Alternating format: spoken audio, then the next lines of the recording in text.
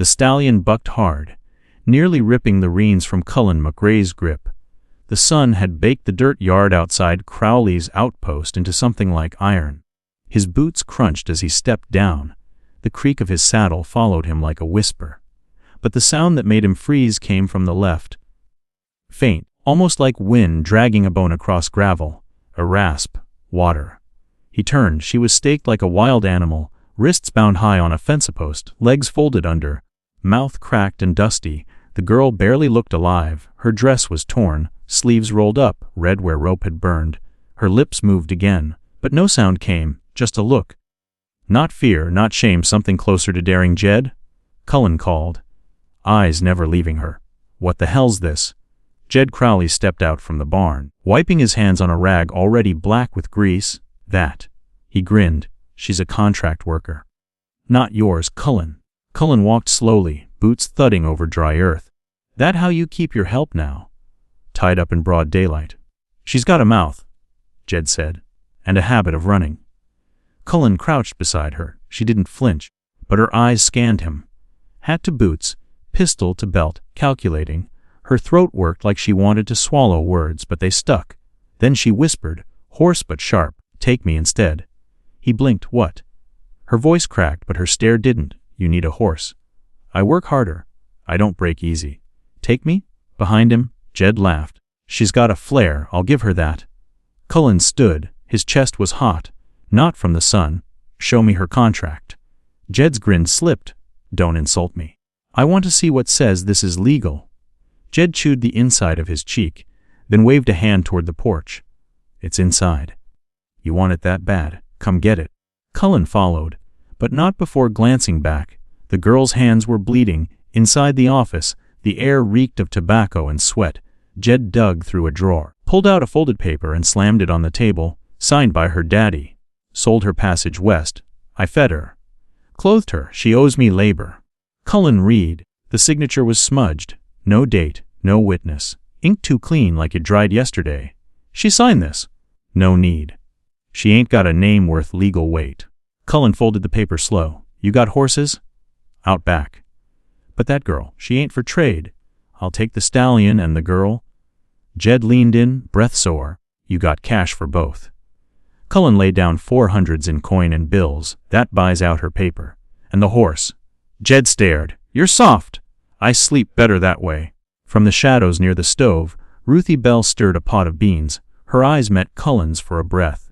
She gave one slow nod. "Almost nothing. Outside." Cullen untied the girl himself. Her arms dropped like cut rope. He caught her before she fell. She didn't thank him, didn't cry, just whispered. "Don't put me in a wagon." "You ride?" he asked. "Not well." "I'll lead." He helped her onto his bay mare, climbed behind her, took the reins. Ruthie came out, holding a canteen. "She'll need this," she said, handing it to Cullen, then lower. "Don't look back." They didn't.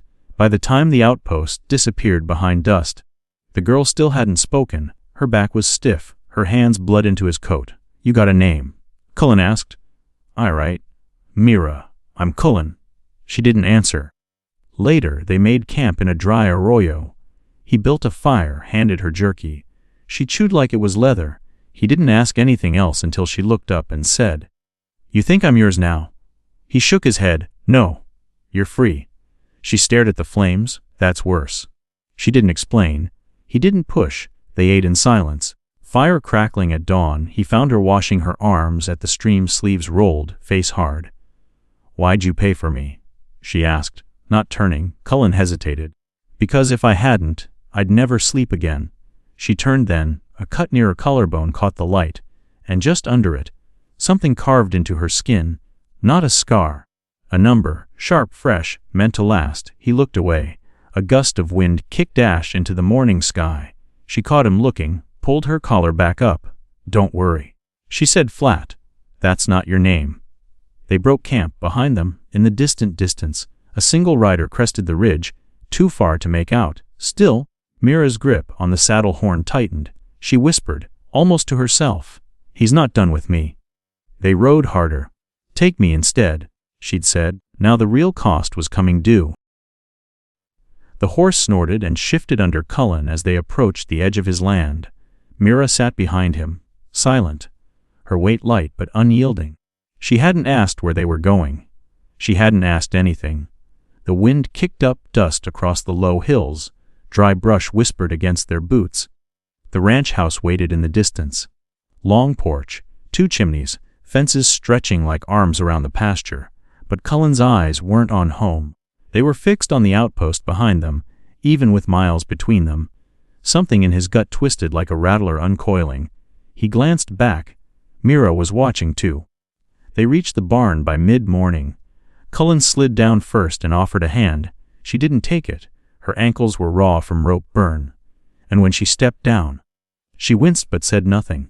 "You'll want to clean those," Cullen said. "I know." They walked toward the house. The creak of the porch steps greeted them. Eliza McRae stood in the doorway, arms crossed, sun cutting across her sharp features. Her hair was braided tight, her shirt sleeves rolled up. She took one look at Mira, then at Cullen. "You buy a horse or trouble." "Both," Cullen said. "One cost less than it should have." Eliza didn't laugh. He gestured toward Mira. "This is Mira Dawson. She's not a guest, not a servant, just someone staying a while." Mira looked at Eliza, chin high, not defiant. "Just done hiding. I'll earn my keep," Mira said. Eliza's brow arched slightly. "Hope you're not picky about what that means." "I'm not." Cullen stepped past them both. "She'll take the spare room off the kitchen. Sheets clean." Eliza nodded. If Jack didn't bleed on M. Inside, the house smelled of coffee and saddle oil. Mira's boots thudded on the worn floorboards. Cullen led her to the room, a small space with a narrow bed, wash basin, one window facing the pasture. "No lock," Mira said, noting the door. "You want one?" She looked at him, unreadable. "None, I want a bolt." He met her eyes down. He left her alone, but outside, he heard water splash into the basin, followed by the soft hiss of a wound meeting soap. No cries, just grit. That afternoon, Cullen brought her a fresh shirt, boots one size too big, and a clean bandage roll. "You'll start slow," he said. "I won't." He paused. "I'm not asking." She said nothing, but her jaw locked. Later, as the sun dipped westward, Cullen sat on the porch. Eliza stepped out, 2 mugs in hand. "You tell her what Crowley does." "No," she asked. "No." Eliza handed him a mug. "She's not a runaway." "I know." "She's bait, Cullen, whether you know it or not." He sipped the coffee, eyes on the horizon. "I'm counting on it." Inside, Mira sat on the bed, fingers tracing the grain of the wooden wall. In her coat pocket, folded small, was the torn edge of the contract Crowley had shown Cullen. She'd swiped it before they left. She didn't know why. Part of her still needed to see the lie for herself. She tucked it away as footsteps approached. Ruthie Bell stepped through the back door without knocking. She moved quiet, as always, like the house let her in. "I brought something," Ruthie said, lifting a jar of salve from her satchel. "Good for rope burn." Mira watched her with a stillness that was almost dangerous. "You follow us?" "Only partway. You'd already left the dust when I did." Mira took the jar but didn't open it. "Why help me?" she asked. Ruthie sat, slowly, like her bones didn't all agree on the idea. "Because I seen too many like you come in, but not out. One of us makes it. We send the rope back down." Mira opened the salve. It smelled like pine and vinegar. She smeared some across her wrist. "It burned. Good. Frowley's gonna come?" she asked. Ruthie looked toward the door. "If not him, someone. You embarrassed him. That's a debt he'll want paid." Mira nodded once. "I ain't hiding. Didn't say you should. But don't mistake running for weakness. Sometimes it's survival." Mira met her eyes. "I didn't survive to run." Ruthie smiled, but it was sad, that right there. That kind of thinking gets you killed quicker than a bullet. She stood, pausing before leaving. "You remember something for me," Ruthie said, voice low. "He didn't tie you up 'cause you were weak. He did it 'cause you weren't." The door shut behind her. That night, Mira couldn't sleep. The moonlight painted bars across her blanket. In the distance, a coyote howled. Then another. The old fear crept in, not of men, but of silence. It was in silence that bad things came. She got up, opened the door, and padded down the hall barefoot. Cullen sat in the kitchen, boots off, a map spread across the table. "You always up this late?" she asked. "Only when there's something chasing me." She leaned against the doorframe. What chased you tonight? Same thing as you. Memory. He looked up at her. You hungry? She nodded. He slid over half a biscuit. Hard but warm, she chewed slow. Ruthie said you paid $400. She said, I did. That's stupid? I know. Why'd you do it? He didn't answer right away. Then, because it's the first time in years I saw something that wrong, and realized I still gave a damn. She looked down at her wrists. I don't belong to you. I never said you did. But you own that choice now. Paying for me. He stood, folded the map. I sleep just fine with that debt. He left her in the kitchen, moonlight stretching long across the floorboards. In the morning, Cullen found boot prints by the stream, small, fresh, not Mira's. Someone had watched the house. He followed them into the brush, 50 yards out. He found a patch of broken twigs, and a strip of gray fabric caught on a mesquite thorn. It was clean, too clean, no dust, no smell of sweat, and it wasn't torn. It had been cut, a clean line, like from a knife. He pocketed it, lips tight. Back at the ranch, Mira was feeding chickens. Eliza watched her from the porch. She sleep. Barely. Eliza nodded toward the pasture. That stallion needs breaking. I'm not putting her on him. Wasn't talking about the horse. Cullen stared at the strip of cloth in his hand. He's watching already, he said. Eliza's jaw tightened. What now? We watch back. That night, as Mira sat on the porch sharpening a knife she'd found in the barn, her voice cut through the dark. You think I'm safe here? No, Cullen said. She nodded.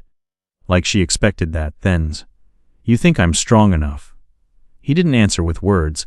He just handed her a gun, far off, somewhere between the ridge and the outpost. A campfire sparked once, then died. She didn't thank him. She didn't cry. She just climbed onto the horse like a soldier heading back to war. The morning broke dry and sharp, with a wind that sliced through the grass like it meant to hurt something. Cullen woke to the smell of old leather and wood smoke, and the sense that the air had shifted during the night. By the time he stepped onto the porch, Mira was already outside. She stood barefoot in the dust, sleeves rolled, eyes on the barn where the black stallion paced restlessly behind the fence. Her hair was pulled back in a quick knot, strands loose around her face. She didn't say anything. She just watched that horse like it owed her something. Cullen joined her, cup of coffee in one hand, boots half-laced. You got a plan? He asked. To earn my place. Start with boots. She didn't move. The horse kicked the fence. You name him. She asked. No. Why? You don't name things you don't keep. She looked at him. You keep me. He sipped his coffee. Didn't say that either. They stared at the stallion together, wind kicking dust across their boots, inside the kitchen. Eliza counted inventory, muttering under her breath. Mira stepped in, her shirt damp with sweat, carrying 2 feed bags over one shoulder. You're early, Eliza said. Horse don't care what time it is. Eliza narrowed her eyes. Feed goes in the south trough first. The west side can wait. I already did the west. Why? Because I started walking that way. Figured I'd finish the step. Eliza stared a moment longer, then turned back to the list. Mira dropped the bags with a heavy thump. She said, real work. You're not decoration. You're already working. No, I want to cut. Eliza's pen froze over the page. I don't want to eat what I didn't earn. I want pay. Eliza looked up slowly. You don't even know if you're staying. I know I'm not leaving yet. Eliza leaned forward. You ever run cattle? No. Brand a calf? No. Ride herd in a dust storm, dig a trench in frozen dirt, shoot a rabid coyote from 50 yards? No. But I know how not to die. Eliza leaned back in her chair. That's a start. They spent the next 2 days testing her. Cullen didn't say it out loud, but Mira knew the shape of a test when she saw it. She mucked stalls, fixed a broken fence rail, cleaned tack until her fingers blistered again. Old wounds splitting open like they hadn't healed right. Miguel, the foreman, watched her without smiling. Jack, the youngest hand, offered her a hat too big for his own head. She didn't take it. But she didn't snap at him either. At night, she collapsed onto the narrow bed. Sweat streaked and silent, listening to the wind slap the window panes like it was trying to get in. She dreamed of rope. Always the rope. and Crowley's voice. "Quiet, in the dark you'll come back. You always do." On the third morning, Cullen rode into town. He needed supplies, nails, flour, ammunition, and answers. He hitched the horse outside of Myers General and stepped into the cool shade of the building. The bell above the door rang. Old man Meyer looked up from behind the counter, squinting. "You look like you need a bath and a bottle." "I'll take the bottle," Cullen said. They exchanged the usual. Weather, cattle prices. A rancher east of the river who lost 3 heads to a cougar. Then Cullen lowered his voice. "You heard anything from the Crowley outpost lately?" Meyer sniffed. "That place. Nothing good ever comes down that road." "Anything bad?" Meyer hesitated. "Some talk. Few girls gone missing. Folks say they just walked off. But they never come through here. Never head north. They just vanish." "You hear a name, Mira Dawson?" Meyer shook his head. "You will," Cullen said. He paid in coin and walked out back at the ranch. Mira stacked hay when Jack wandered up with a bloody rag around his thumb. "Got bit by wire," he said, holding it out like a dog wanting pity. Mira didn't blink. She grabbed his wrist, unwrapped it fast, cleaned the gash with spit and the hem of her shirt. Jack hissed. "You trying to kill me? You'll live." "Why you so mean? I'm still here, ain't I?" He grinned through the sting. "Miguel says you work harder than Cullen." Mira tied off the rag and shoved his hand away. "Miguel lies." That evening, Cullen returned with saddle bags full and a harder line in his jaw. He handed Mira a wrapped bundle. She unwrapped it. Boots, her size, real leather. She stared at them like they were a trick. "You giving these or loaning 'im?" "Giving. I don't want." "They're boots," he said, "not chains." She took them without another word. But when she turned away, he saw her shoulders drop an inch. Not from weakness. Just from not needing to hold them so high anymore. They ate together on the porch. Eliza passed out beans and coffee. Miguel joined late, sat without a word. Then he said, almost to himself, "You see the smoke today?" Everyone looked out. "Northridge," he said, "one puff, just before sundown. Too far to be brush fire." Eliza stood. "Could have been travelers." Miguel met her eyes. No one spoke for a while. Then Mira said, quiet, "He'll send someone first." "Frowley?" Eliza asked. Mira nodded. "He always does." That night, Mira stood outside the barn, looking up at the stars. The boots felt strange on her feet, new, undamaged, like they hadn't seen dirt yet. Cullen approached, slow. "I left the ledgers inside," he said. "Wrote down your hours." "I didn't ask you to?" "You didn't have to." She looked at him. "You trying to make me stay?" "No." "Then why make it hard to leave?" He didn't answer. She turned back to the stars. "I used to think the worst thing was being owned," she said. "And now I think it's being forgotten." Cullen's breath caught. Then she said, almost like a challenge, "Why do you care?" "Because you remind me of someone who didn't make it." She faced him. "Wife? No, bow. Sister? No, then who?" He didn't look away, May. The next day, Mira returned to the barn early. The stallion was restless again. She watched him pace, muscles rippling, eyes wild. He kicked at the gate. Jack leaned on the rail beside her. "You gonna try?" "I'm not stupid." "Cullen is." She glanced at him. "Man paid $400, Jack said. "That's more than he spent on feed last season. Eliza says he's got a death wish." Mira turned back to the horse. "Maybe," she said. "Or maybe he's just tired of walking away." That afternoon, Cullen gave her a saddle to oil. As she cleaned it, she ran her fingers along the underside. The leather was soft, worn smooth, familiar, too familiar. She leaned closer. On the underside, barely visible in the curve of the stirrup strap, were initials burned into the hide, M.D. Her heart skipped. She ran a finger over it again. Not fresh, old. Years, maybe, same initials, same order. But not her brand. She stood too fast, knocking the saddle off the stand. Cullen looked up from across the barn. "You okay?" She nodded too quickly. Just slipped. But her mind wasn't on the saddle. She kept seeing those letters, and the memory of another girl. Dark hair, limp hands. The one they found too late. Not Mira, but someone like her. The stallion kicked the gate again, louder this time. Cullen shouted something to Miguel, but Mira didn't hear. All she heard was the blood pounding in her ears. She needed answers. But first, she needed to learn to shoot. She didn't thank him. She didn't cry. She just climbed onto the horse like a soldier heading back to war. Now the war had a name and she wasn't done fighting. She didn't trust Cullen. Freedom, after all, is just another kind of cage if you're not the one holding the key.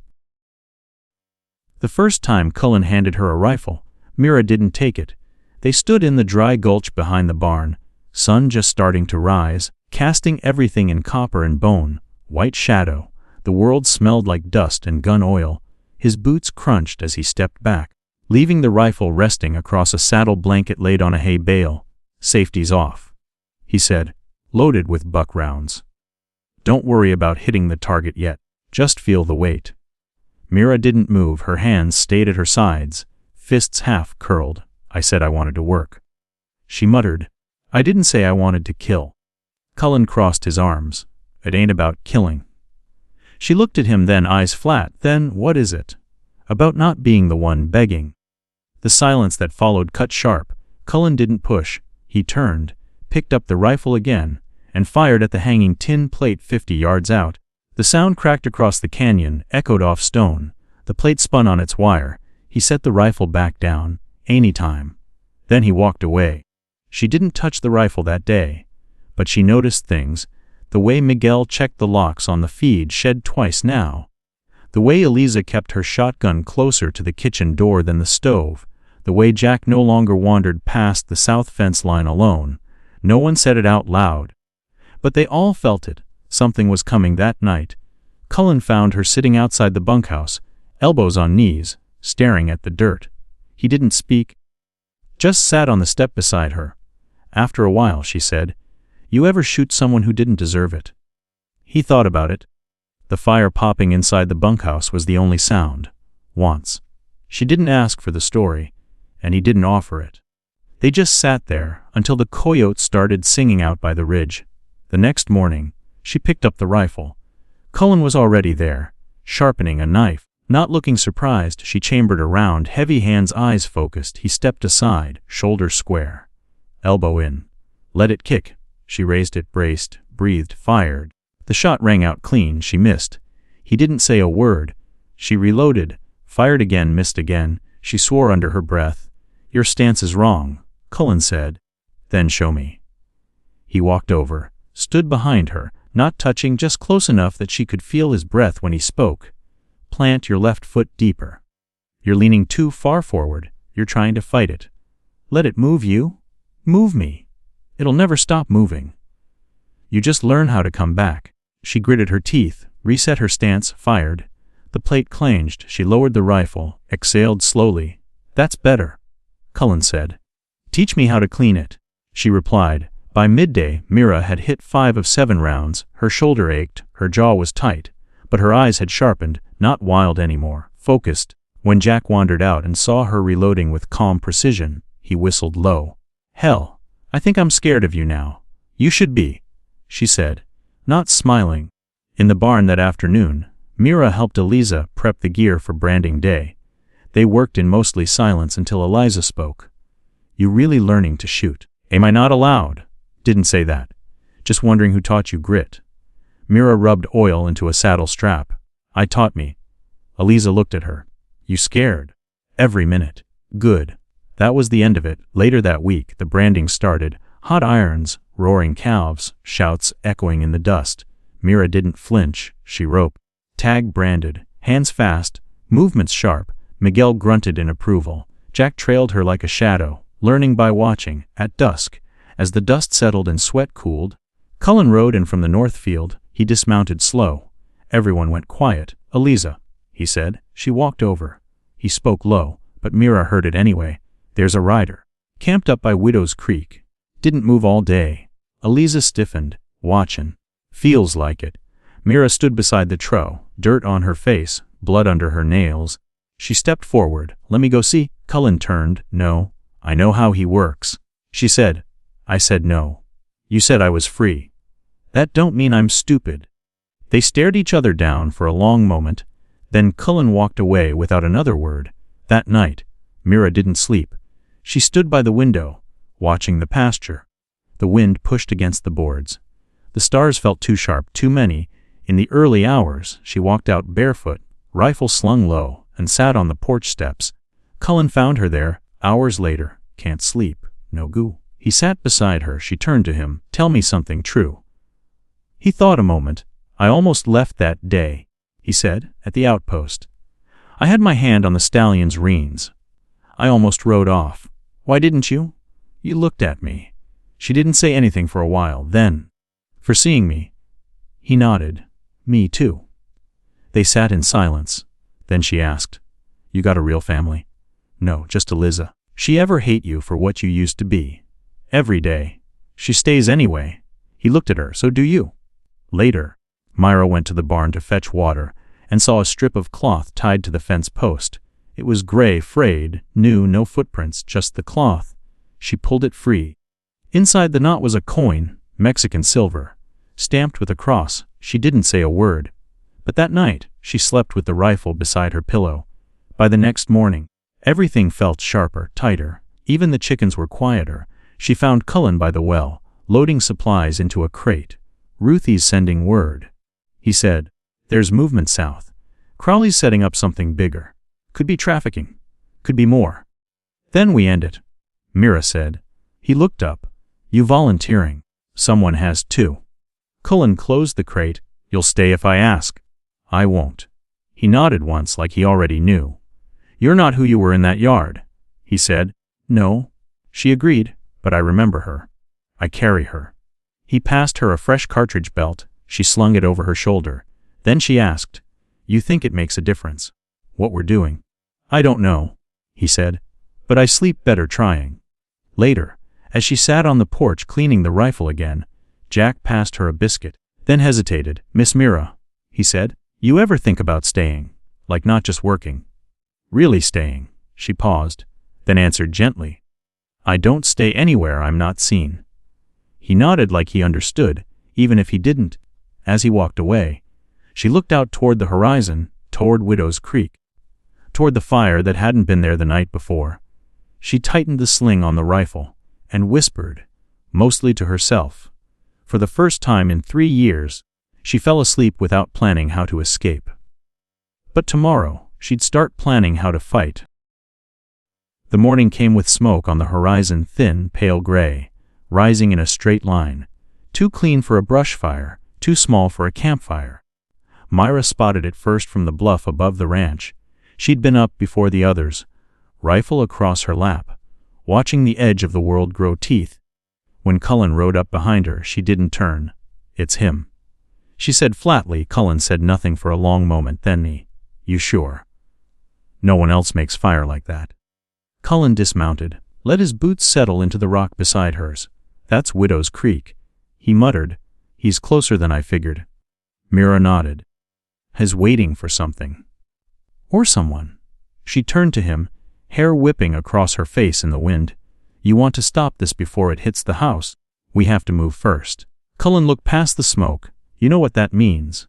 I do. We can't just walk in. I'm not asking to walk. He glanced at her rifle, at the steadiness in her shoulders. She wasn't bluffing. She hadn't been bluffing since the moment he cut her down from that post. You're not ready, he said. Her voice was low, but certain. I was ready the second he put the rope on me. Back at the ranch, Eliza didn't like the plan. She said so with a glare that could have killed if it had weight behind it. You're walking into a trap, she told Cullen. He nodded. That's why we're not walking in alone. He unrolled a map of the area, tapping the creek bend near the ridgeline. Ruthie says there's an old prospector's cabin here. Been empty 10 years. We hole up there, watch him first. See what we're dealing with. Eliza folded her arms, and when he sees her, he won't. Not yet. Mira, leaning against the doorframe, said, He'll feel me before he sees me. Jack shifted nervously in the corner. You want backup? No, Mira said. We need you here. Someone has to watch the ranch. Eliza looked at her. If this goes wrong. It won't, Mira said. She didn't sound hopeful. She sounded certain. Just Cullen, Mira, and 2 horses, no wagon, no flags, no noise. The ride to Widow's Creek took 4 hours through brittle hills and gullies that whispered of dry bones and old stories. The creek itself was almost dry. Just a thin snake of water curling through the rocks. The cabin sat back in the trees, sagging on one side, roof half caved in. But the stone fireplace still stood tall, and from the ridgeline, they could see the fire Crowley's man had built, a lone tent, a picket line with 2 horses, and a man sitting by the fire, still as a statue. Mira watched him through the scope of her rifle. Not Crowley, she said. Cullen peered beside her. No, that's Boone. Enforcer. Scout. Used to be Army. She adjusted the scope. He's not looking for us. No. Cullen agreed. He's waiting for us to find him. Mira lowered the rifle. Then let's not disappoint him. They waited until dusk. The wind had dropped, leaving the woods too quiet. Mira moved through it like she'd grown from the ground itself. Low, quiet, focused, Cullen followed. Boots muffled in pine needles. They circled the ridge until they came up behind Boone's camp. He was still sitting by the fire, carving something in a block of wood. Myra stepped out first. He didn't flinch. Took you long enough, he said. She stopped 10 feet away, rifle low but ready. Did he send you? She asked. Boone didn't answer right away. He held up the carved shape. A small horse, crude, but precise. He knew you'd come. That's not an answer. Boone stood slowly. He says you're his property, that you stole from him. Mira didn't move. Then he should have come himself. Boone smiled thin. He will. When you're softened up a bit. Cullen stepped out beside her. You here to do the softening? Boone looked at him. Didn't know you were still playing cowboy. I'm full of bad decisions. Boone's hand dropped to his belt, just resting on the handle of a long knife. Got orders to bring her in quiet, but he said dead was fine if it got noisy. Mira's breath didn't change. Try it, she said. Boone's eyes narrowed. Then he lunged. Cullen fired first. The shot rang through the trees. Boone dropped, the knife tumbling from his hand before he hit the ground. Mira stood over him, rifle still shouldered. Cullen checked the body. Shoulder. For now, Mira said. She crouched, patted down his coat, found a folded slip of paper. She opened it. One word, written in a hand she knew too well. Below it her name, not just Mira. Her full name, the one only Crowley knew. She folded the paper slowly. He's calling in more. Likely, Cullen said. Myra looked out past the trees. There's no running from this anymore. No, Cullen said. She crouched beside Boone's unconscious body, looked him over. Not cruel, just clinical. Then, softly, he marked me, scarred me. But he never broke me. She stood. We take the fight to him. They tied Boone to a tree near the cabin. He'd bleed, but he'd survive. Mira left a strip of her old shirt on the ground nearby, just enough for them to know she'd been there, but not enough to track. As the moon rose, they rode out, silent, back to the ranch, back to the coming storm, back home. Eliza waited on the porch, shotgun across her lap. She saw their faces in the moonlight and stood. You got trouble. Mira held up the slip of paper. Got proof. Cullen stepped past her. Start locking down the property. Eliza nodded once. It's war then? No, Mira said. It's justice. Inside, Jack was asleep. Miguel was oiling his rifle. Mira walked through the kitchen, grabbed a lantern, lit it with a single strike. She carried it out to the edge of the property and buried it in the dirt, glass half covered. A marker, not for the enemy, for herself. She stood over it, whispered into the wind. Next time, I won't be the one with something to lose. Then she walked back toward the house, toward the fire, toward what came next. By morning, the ranch felt like a powder keg. Miguel had strung wire traps along the southern fence. Eliza packed ammunition with a rhythm like prayer. Jack, usually all questions and wide-eyed nerves, said nothing. He just followed Cullen's orders, eyes low, mouth tight. And Mira was sharpening a blade slow and careful. Like every scrape across the whetstone was an oath. They'd taken Boone's warning for what it was, a countdown. Crowley wasn't coming fast. He was coming smart. He wanted her afraid. He didn't know she'd passed fear 3 miles back. By noon, Cullen gathered them all in the barn. We have less than a week, maybe less than 3 days, he said. He's not marching in with 20 men. He'll send scouts, pick us apart, find our blind spots. Miguel nodded. We'll block the ridge, rig the gulch.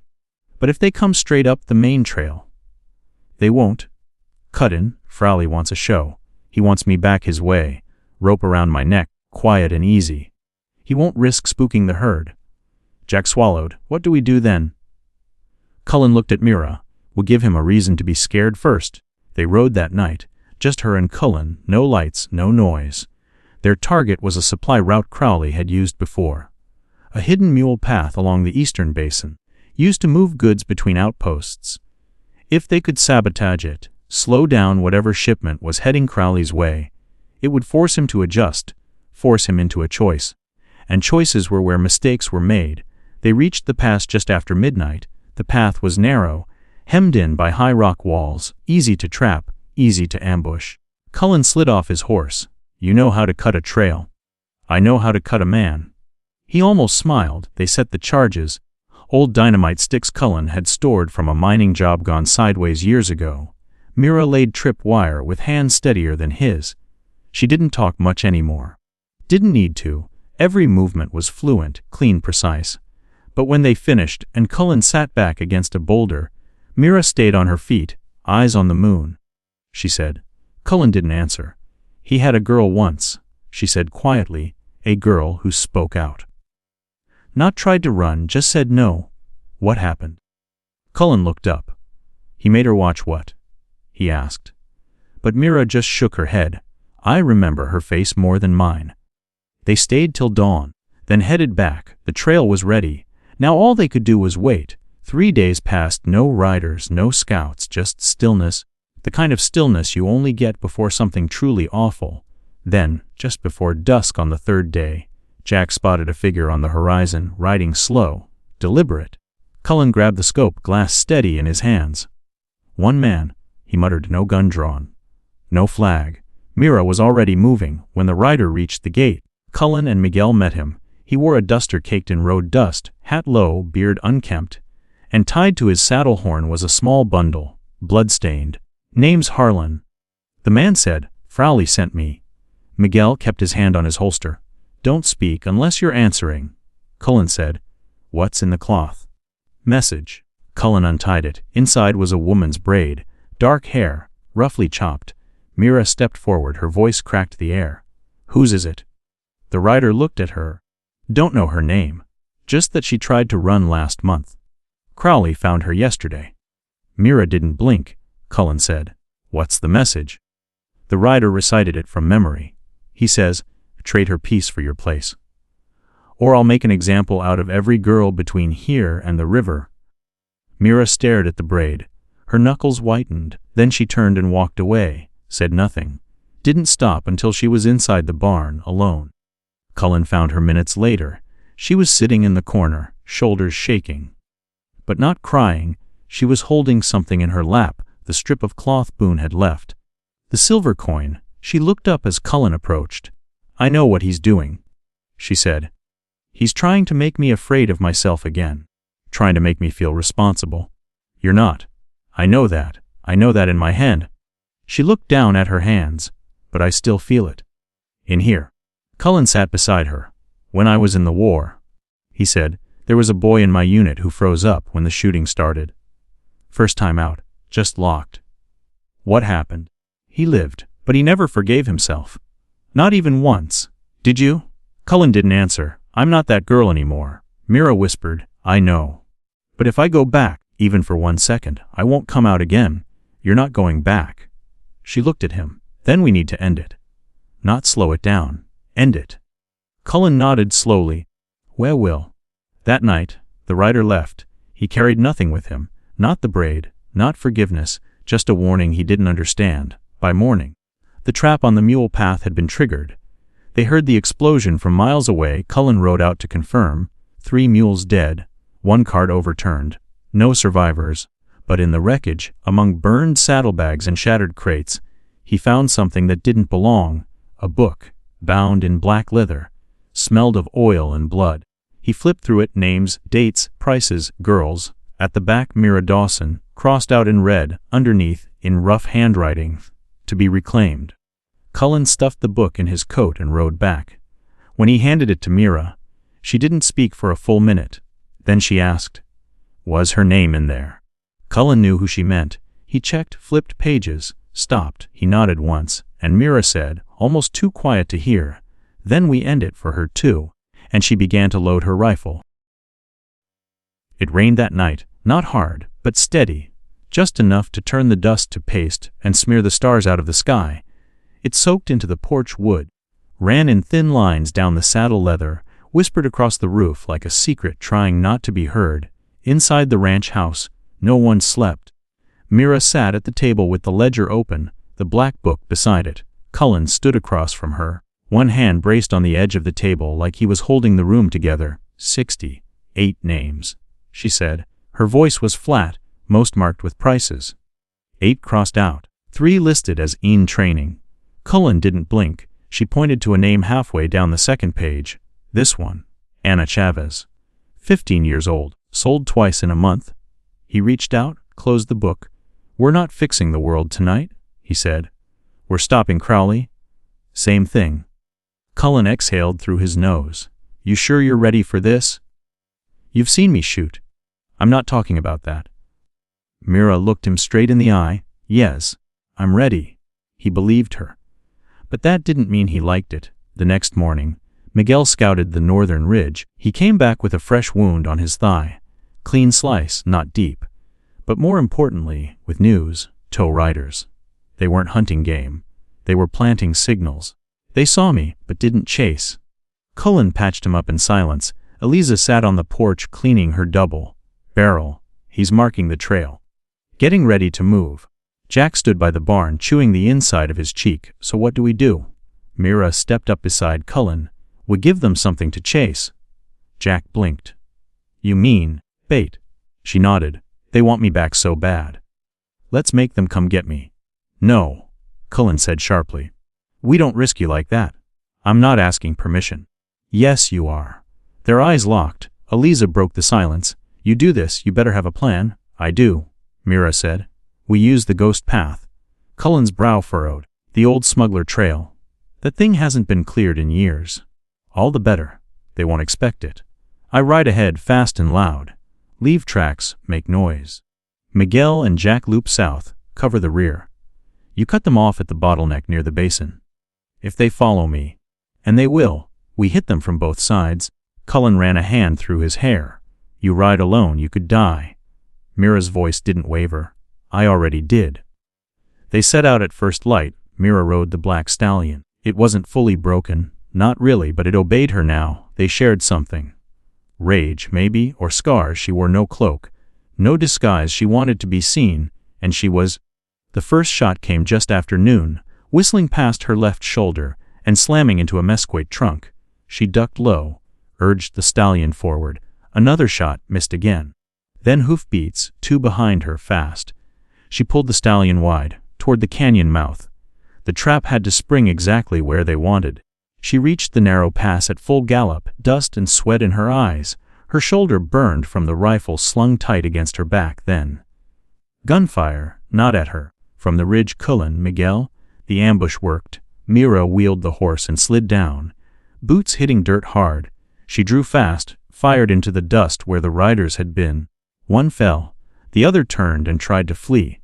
But a bullet from Cullen's Winchester found his thigh, and he crumpled into the brush. It was over in under a minute. Mira stood, heart hammering, dust thick in her throat. "You hurt?" Cullen called. "No," she said. "But he is." They approached the wounded man together. He was older than she expected, grizzled, thin-eyed. She crouched. "You know me?" she asked. The man spit blood. "We all know you." "The one that got away. Tell Crowley," she said, voice steady. "Next time he sends someone for me, send someone willing to die for it." The man laughed. "He ain't coming for you. He's coming for the ranch. Burn it down. Take you from the ashes." Cullen pulled Mira back. "He'll bleed out before we get him talking." Mira looked at the man. "That's fine. He already told me enough." She walked away. She was shaking, not from fear, from the cold fire in her chest. Back at the ranch, Eliza took one look at them and said, "You bought us time, not safety." "She's right," Cullen said. "Crowley knows we're ready. That just means he'll come harder." Mira sat on the porch steps, staring at her hands. "He won't stop. Not until he's made an example of someone. Then let it be me," Cullen said. She looked up, startled. I mean it. He continued. If he wants blood, he'll try to draw it from whoever's standing tallest. That'll be me. No. Mira said. He doesn't want to kill you. He wants to break me.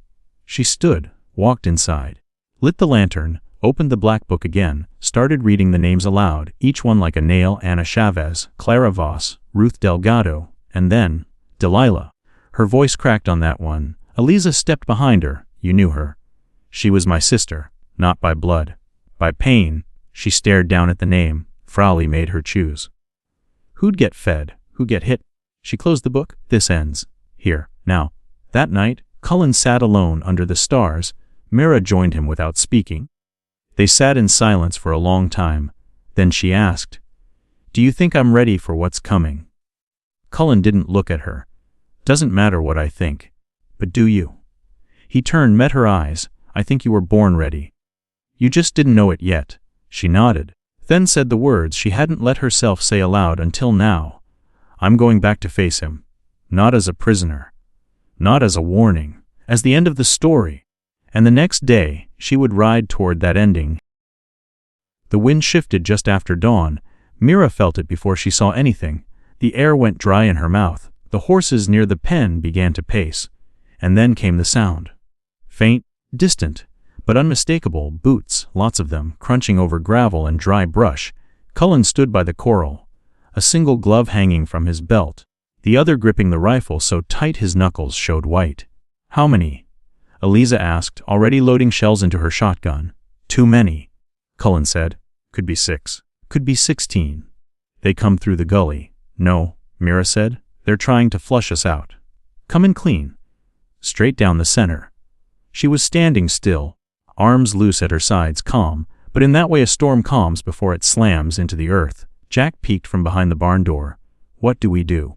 We hold. Mira said. We'll hold till they show their hand. Then, as if summoned, a single rider came into view at the crest of the hill, tall, pale coat, black hat. Even from that distance, she recognized the silhouette. Crowley. He didn't come closer, just sat there on his horse, staring, and then he raised one hand, gloved, slow, deliberate, and waved. A gesture not of peace, but of certainty. He thought he'd already won. Back inside, they laid out the rifles on the kitchen table. 2 repeaters, 1 long-range scope. Eliza's sawed off, 3 revolvers, and Mira's knife, sharpened to the point of whisper. Cullen circled the map. He's got men hidden behind the bluffs. They'll try to drive us inward, corner us in the stable or the house. Eliza nodded. We set fires, control the ground, smoke their flanks, and we stay out of that house. Mira said, That's a coffin if they light it up. Cullen looked at her. You sure about this? She strapped the knife to her thigh. I'm sure. Then it's time. The first shot didn't come until midday, a warning, a crack into the dirt 10 feet from the porch, then another. Closer. Miguel returned fire from the loft. The bullet tore through brush, and someone screamed. Mira crouched low, signaling Jack toward the water trough. Stay low. If anyone gets near the fence, shoot. He nodded, jaw clenched tighted. Then the ranch exploded. Gunfire from the south, smoke bombs over the eastern ridge. One hit the chicken coop and sent feathers and squawks into the sky. Eliza fired from behind the feed shed, dropping a man who got too bold near the hay bales. Cullen fired steady from the main gate, dropping 2 in succession, and Mira moved like lightning. She darted through shadows, cut across the barnyard, and flanked 2 men crouched near the north paddock. Shot one through the chest. The other turned, tried to run. Too late. She tackled him hard, drove her elbow into his throat, then whispered in his ear, Tell him I'm not his anymore, and left him coughing in the dirt. By sundown they'd held the line, but barely. 2 wounded. Miguel took a graze to the ribs. Jack's hand shook so bad he dropped his pistol 3 times. Eliza had blood on her shoulder. She waved off help. It's not mine. Crowley hadn't come down the hill, not yet. He was waiting. Mira knew what for. Her. That night, the air was thick with smoke. The fence was half down. The animals spooked, rattled, stomping hard into the night. Mira stood by the water pump, washing the blood off her forearms. She didn't notice Cullen until he handed her a towel. You think he'll come tonight? He asked. No, she said. He wants me to come to him. Won't? I will. Cullen stared at her. You're not a pawn. I know, she said. But he doesn't. And I'm going to use that. She looked out toward the hill. The firelight still burned there, steady and quiet. He thinks I'm still the girl in the dirt, still waiting to be saved. You're not, Cullen said. No, she said. But he doesn't get to walk away thinking that. Later, she slipped away alone, no horse, no rifle, just the knife, and the black book tucked into her coat. She walked through the field like a ghost, and when she reached the edge of the ridge, she called out, "Sierra Willow." A long pause, then footsteps, then his voice, low and smooth. Well now, he said, stepping from the shadows. Look what wandered back. Mira stood tall. It ends tonight. Crowley chuckled. Sweetheart, this ends when I say so. She tossed the black book at his feet. You said all this was business. But you wrote it down like a love letter. He bent, picked up the book, flipped through the pages. He said, That's all they are. Each one a grave. She said. He smiled. Still got that fire. Always liked that about you? I wasn't fire then, she said, taking a step forward. I was ash pretending not to be dust. She drew the knife. You ever wonder why none of them fought back? Crowley's smile faltered. They were waiting for someone to show them how.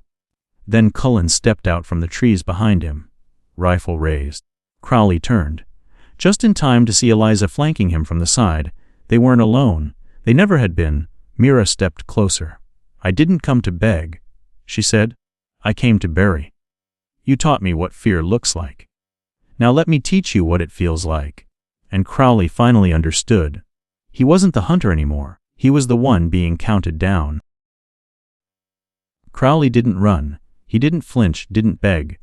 He just stood there in the thin moonlight, the black book still in his hand, the edge of Mira's knife glinting like a warning between them. Cullen's rifle stayed trained on his back. Eliza took the left flank, shotgun low, steady. But Mira didn't speak again. Not yet. She was waiting. For him. Crowley finally lifted his eyes. You brought an audience, he said, voice dry. How dramatic. You brought a war. Cullen answered. And she started it, Crowley said, jerking his chin at Mira. You think I'd waste men, burn time, bleed money. For what? A runaway. She's not a runaway, Eliza said. She's the reckoning. Crowley grinned, sharp as broken teeth. No, she's the excuse. You all needed one. A reason to point your guns. Make yourselves feel righteous. Keep talking, Mira said. It's the last thing you'll be good at. Crowley turned to her. You still think this is about you, don't you? She didn't answer. He stepped forward. Just once, not far. I didn't put that rope on you because I feared you. I did it because I owned you. Mira's breath caught. But only for a second. You owned a version of me that's dead. He raised the black book, waved it like scripture. These pages say otherwise. She stepped forward. Then let me rewrite the last chapter. Crowley drew fast, a hidden pistol from inside his coat. But Cullen was faster. The rifle cracked once. Crowley dropped, the black book flying from his hand and landing open in the dirt. Mira didn't move, not even as the echo of the shot faded into the night. She walked forward slowly, looked down at Crowley's body. He wasn't dead. Not yet. The bullet had caught him in the gut. Low, mean. He clutched the wound, blood seeping between his fingers. You always wanted control, Mira said, so here it is. You get to feel every second of it. He coughed, spat blood. You think you've won something? No, she said softly. I lost everything already. And then finally she turned away, left him there, bleeding into the ground he once ruled. Cullen dragged Crowley's body back to camp at gunpoint. Eliza rode ahead, made sure no more of his men were hiding in the rocks. They found two. One surrendered. The other tried to run and was stopped quick. By morning, the whole ridge was cleared.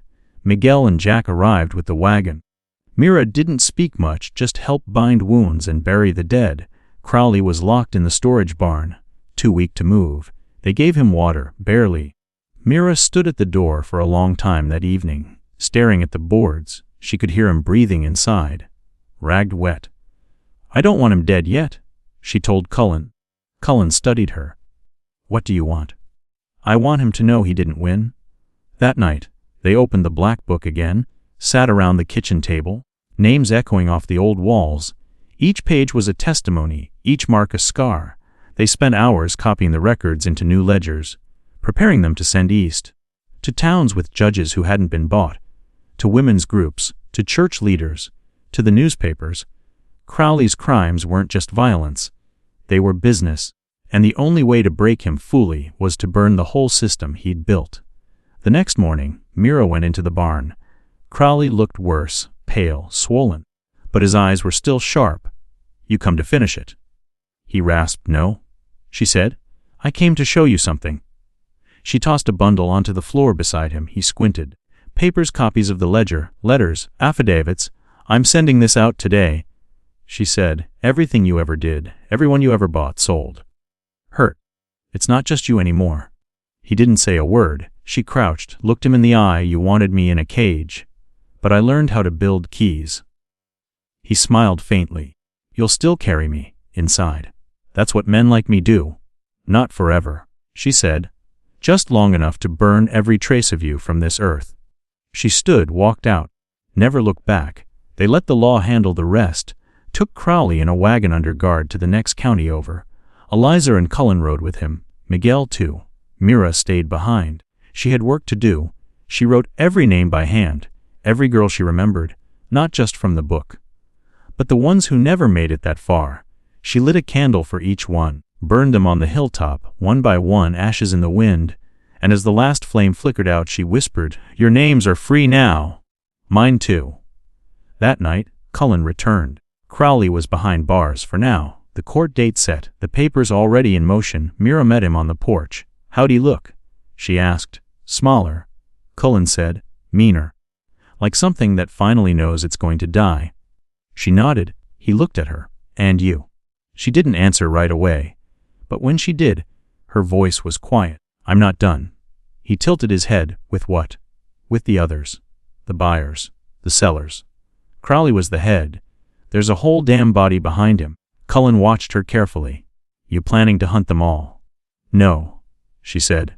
"Just the ones no one else will." He didn't argue, didn't try to stop her, because he knew. This wasn't vengeance. It was justice unfinished. And Mira Dawson wasn't the kind of woman to leave a job half done. The first snow came early. It settled quiet across the hills, blanketing the dead grass and splintered fences in white. Cold sharpened everything. Every breath, every memory, every decision still waiting to be made. Mira stood at the edge of the pasture, watching the frost gather on the backs of the horses. The ranch looked cleaner somehow in the cold, like the land had been scrubbed raw and was trying to start over. But she wasn't. Not yet. Cullen stepped out onto the porch, coat drawn tight, steam curling from his coffee. "You're sure about this?" he asked. Mira didn't look away from the pasture. "No. But I'm going anyway." She'd packed light, rifle, knife, the black book, and a fresh ledger. The names she'd copied weren't just to keep, they were to use. The last pages of Crowley's book had included more than just transactions. They held clues, routes, drop points, names scribbled hastily, some crossed out, others underlined. One name appeared again and again. Randall Tice. Cullen handed her the reins of her horse. "You head east. You're riding into territory where law don't mean much." "Good," she said. "Neither do I." He didn't smile. "You find this Tice, what then?" "I ask him if he remembers Ana Chavez." "You think he'll answer?" She tightened the cinch on the saddle. "Not with words." Mira rode out the next morning alone. The wind howled over the flatlands, slicing through every crack in her coat. She rode fast when she could, camped light when she couldn't. 3 days out, she reached the mining town of Sawyer Gulch, where the ledger said Tice operated his freight office. The place stank of coal smoke and sour ale. Men stumbled from saloons before noon. Women watched from windows, some curious, some careful. Mira walked the main street like she belonged there, because hesitation was the first scent predators caught. She found Tice's office near the rail station, plain wood, iron lock on the door, a sign that read, Tice & Co. Freight and supply, no credit. She waited until dusk, then knocked twice. A man answered short, wide, with fingers stained from ink and tobacco. "Not Tice," Mira smiled politely. "I'm here for a shipment," she said. "One that didn't belong to you." The man frowned. You got a manifest. I got names. She handed him a single page torn from the ledger. He didn't take it. Just stared at her. You got a lot of nerve. She reached into her coat and pulled the knife. Slow, just enough for the glint to catch his eye. He stepped back. Wait here. 2 minutes later, Tice appeared tall, clean beard, looked more banker than trader. His coat was pressed, his boots polished, but his eyes were rotten. Myra Dawson, he said. She didn't react, but inside something clicked. He'd known her name, not guessed it, not asked. You handled Crowley's shipments, she said. He shrugged. Crowley handled his own. I just moved things. Like Anna Chavez? Delilah Hart? Ruth Delgado? Tice's jaw tensed. You're digging up graves, thou. I'm lighting torches? He laughed. You think I care what you know? I got half the marshals in this county paid twice over. You don't scare me. She stepped forward. No, she said, but you scare yourself. He opened his mouth, maybe to shout. She drove the heel of her hand into his throat. The other man lunged. She spun, elbowed his jaw, slammed him into the doorframe. Both men hit the floor before anyone in the street noticed. She knelt beside Tice. This ledger. Copies went out 2 weeks ago. If I disappear, 10 people make sure your name stains everything you touch. He coughed blood. You want money. I want silence. He blinked. Your silence, she said, and every name you've ever dealt with. Locations. Byards.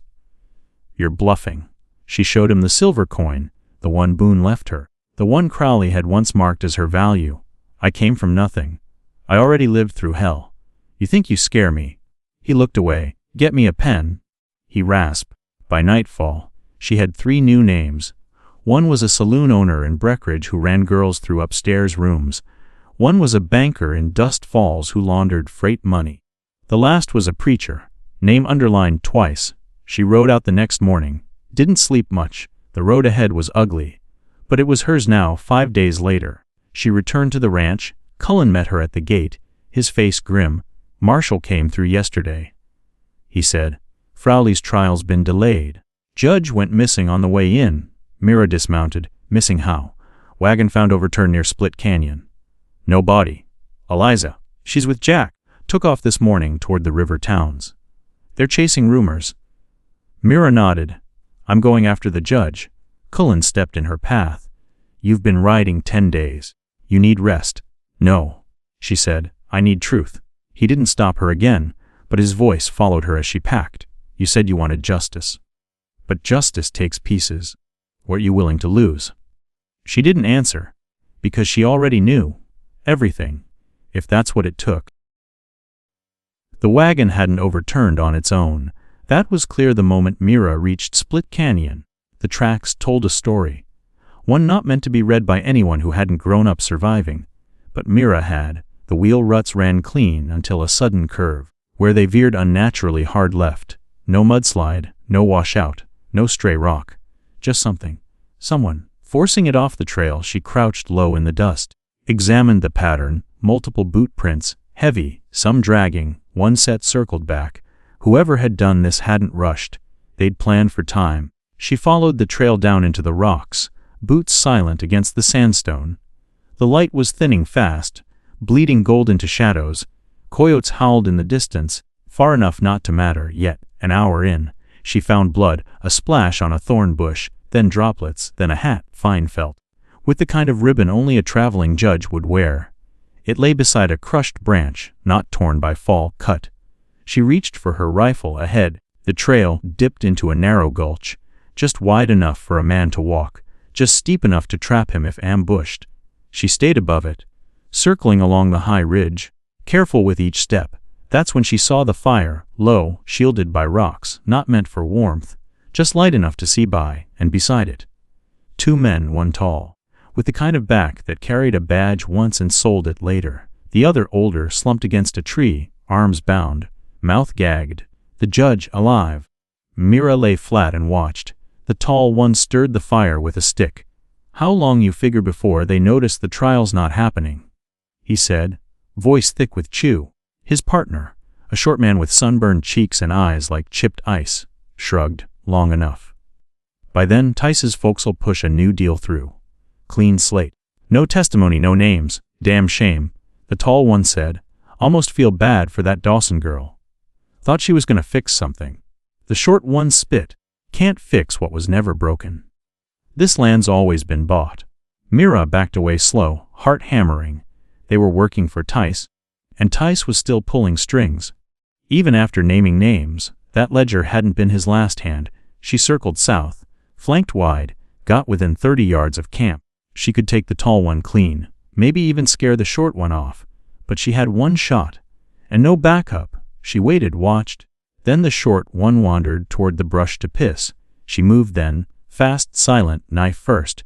She hit him from behind, arm tight around his throat, blade pressed hard. Make a sound and I open your neck, she whispered. He froze, hands up. She dragged him into the rocks, tied his wrists tight with her belt, gagged him with his own bandana, knocked him cold with the butt of her pistol. By the time she returned, the tall one had noticed the absence. Pete, he called.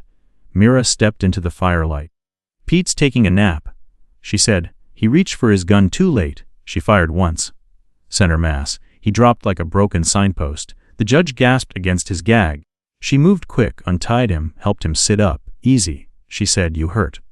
He coughed hard. Just bruised. They tried to make it look like a robbery. She handed him water. Why? To stall the trial. Make it disappear. He shook his head. They were going to kill me tomorrow. Bury me out here. Say wolves got me? Not tonight, she said. We're riding out at first light. He looked at her, eyes wide. You're the Dawson girl. She nodded. Thought you'd be taller. She almost smiled. I thought justice would be faster. By the time dawn broke, they'd made it back to the wagon trail. Mira kept watch the whole way. Nothing moved but snowmelt and wind. The judge slumped in the seat beside her, pale but breathing. You still gonna testify? She asked. He nodded. Twice now I should be dead. This time, I mean to earn the life I keep. They reached the next station by mid-morning. From there, a deputy took the judge under guard. Trusted man, one Cullen had vouched for. Myra didn't rest. She wired Eliza Tyce Stel a P.I. Bar Noirvars EFT. Then she rode north to Breckenridge, where the preacher waited. The road stretched empty, frost creeping like fingers across the ridges. She made camp in a dry wash 2 nights later, fire low, eyes sharper than the flame. As she cleaned her knife, her mind wandered. Not to Crowley, not to Tice, but to the faces in the ledger: Clara, Ruth, Delilah. And a name that hadn't been in the book at all. Her mother's. Dead too young, never buried proper. A woman who'd taught her to braid rope, cook with ash, and ride bareback before she was 10. Mira whispered into the dark. I'm not doing this for justice anymore. She looked up at the sky. I'm doing it so no one else ever has to beg the way I did. The stars didn't blink, but the wind shifted like it agreed. The church was too clean. That was Mira's first thought when she arrived in Breckenridge and stood across from the white-washed chapel on Main Street. The town was small, dry, and wind-bitten. But the church gleamed like someone scrubbed it twice a day. Shutters freshly painted, bell tower polished, and the sign over the door read Rev. Elias Thorne, Shepherd of the Broken. She stood there longer than she meant to, watching, counting. By noon, 4 girls had entered. None older than 20, none smiled, and not one came out. Mira waited until dusk before she approached. The front door was unlocked. She stepped inside, and the silence struck like a slap, not peaceful. Vacant. Like something sacred had been emptied and replaced with ceremony. Wood creaked under her boots. The pews were bare, the altar simple, but the back wall. That was new. A red velvet curtain stretched end to end. No cross, no scripture. Just that soft, expensive fabric that didn't belong in a town where water came by mule cart. From behind it, she heard faint murmurs, a voice calm, gentle. She moved to the side, hand near her coat. Then the curtain parted, and out stepped a man, middle-aged, trim beard, white collar, eyes that smiled faster than the mouth. He didn't look surprised to see her. Evening, he said. You look like you've ridden a long road. I have. Come to pray? Something like that. He nodded. I'm Reverend Thorne. And you are? She didn't answer. His smile didn't waver. No trouble. Some names are meant for later. You're welcome here either way. She glanced past him, toward the curtain. He followed her eyes, curious. I've heard stories, His face shifted, just a flicker. Stories tend to stretch in the telling. Especially when folks confuse structure with control. Is that what you call it?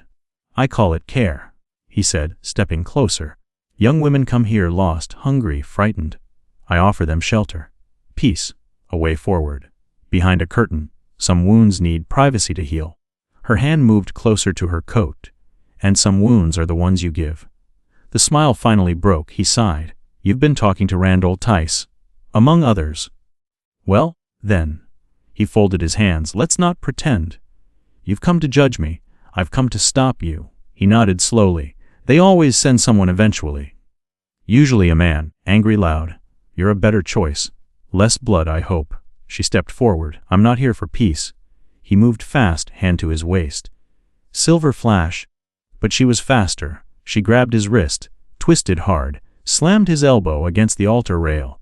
The knife clattered to the floor.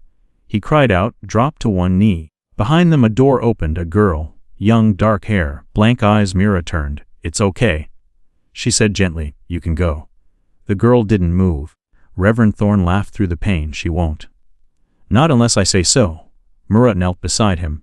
Then you better say so. He met her eyes, and for the first time, fear cracked through his preacher calm. She whispered, you used faith as a cage. I'm here to cut it open. He tried to spit something back. But her fist found his jaw. He slumped sideways, out cold. The girl's name was Grace. She didn't speak much, but she led Mira behind the curtain. What Mira saw stopped her breath. A dormitory. Cot after cot, neatly made, and a ledger. Another damn ledger. This one marked with prayer sessions, obedience scores, disciplinary actions.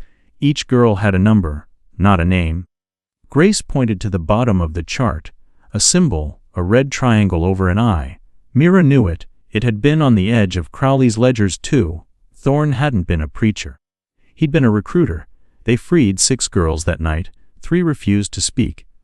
1 tried to run the moment the door opened. Mira didn't blame any of them. She found enough paperwork to bury Thorne 10 times over. Contracts, transfers, letters signed by men she already had in her crosshairs. And one, just one, with Crowley's signature still visible in the corner. Proof the chain hadn't ended with him. It never had. By sunrise, Thorne sat in the back of a cart, wrists bound, jaw bruised, rage simmering beneath silence. Cullen arrived at noon, riding hard from the west. Eliza too. They'd followed Mira's wire, together. They loaded the girls onto the wagon. Miguel took them east.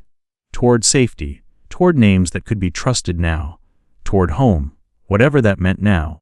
Cullen stood with Mira at the edge of the churchyard. You did good, he said. She stared at the red curtain fluttering in the wind. I'm not done. He nodded. There's one name left. She didn't speak it, but they both knew. The banker, the one who signed the wires, who processed the money, who paid the bounty on girls like her, the one who never touched blood but stained his hands all the same. Mira turned toward the road. Her voice was quiet. He's the one who greased the whole machine. Let's see how he screams when the gears seize up. And she rode south, to Dust Falls. Dust Falls wasn't a town, it was a transaction. From the moment Mira stepped off her horse and into the heart of it, she could smell the money, not fresh or clean, but old, slick with sweat and smoke and the slow rot of ambition. The streets were wide but quiet, coated in a fine layer of dust that clung to boots like regret. Men didn't greet one another here. They nodded, calculated. Every building looked newer than it had a right to be. Even the saloons shined like they'd been polished for inspection. At the center stood the bank, 3 stories of brick and smugness, with iron bars over the windows and a brass plaque that read D.F. Holdings Harold Vance, proprietor. Mira stared at the name for a long moment, then walked past the doors. Not yet. She circled the block twice, noticed the guards. 2 by the door, 1 stationed near the freight office. They carried rifles slung casual across their backs. No badges. Just the kind of men who didn't ask questions as long as the coin clinked. She found her way into the general store and asked for chewing tobacco and twine. The clerk didn't blink. You here on business? He asked. No, she said. I'm here to collect. That night, she met Eliza and Cullen in the back of the livery barn. They'd arrived just ahead of her. Cullen wore dust-like armor, Eliza had a map spread across a hay bale. "This place isn't a town," Eliza said, echoing Mira's thought. Cullen nodded. "We counted 7 guards. No sheriff. No deputy. Just Vance's men. He built a system," Mira said. "Never once got his hands dirty." She laid the ledger across the hay, pointed to 3 entries. "Look, every payment from Crowley's route passed through DF Holdings. That's Vance. He used faith, trade, and silence as currency." Eliza frowned. "We can't just shoot him in the street. He's protected." "We don't shoot him," Mira said. "Why show the town what he's hiding?" Cullen raised a brow. "You planning to hold a sermon?" Mira didn't smile. "I'm planning to open the vault. By morning." The plan was in motion. Cullen distracted the guards at the bank, pretending to ask about a wire transfer gone missing. Eliza looped through the back, using credentials they'd lifted off one of Thorne's failed couriers. Mira waited. When Eliza gave the signal, a flick of her scarf from the window, they moved inside. The bank's walls smelled of ink and cold metal. The clerk didn't even look up from his desk as they passed. The vault room sat behind a second door. Locked, of course. But Eliza had the key. They opened it, and Mira saw everything: ledgers, stamped with false names and real amounts, coin bags marked with initials that matched men from 3 different counties, and, at the bottom, a leather case, inside it sealed contracts, names, girls, dates, prices. Mira's breath caught. Some of the pages were decades old. The oldest one, her name wasn't on it, but her mother's was. She ran a finger over the ink, then stepped back. Would take it all. They moved fast. By noon, copies of the documents had been posted on the general store door, on the church steps, even inside the saloon. One line repeated across every page: "Authorized by Harold Vance." The town started to whisper. By evening it shouted, "And Harold Vance." He locked himself in the upstairs office of his bank. Mira didn't knock. She kicked the door open. Vance stood behind his desk, sleeves rolled, tie askew.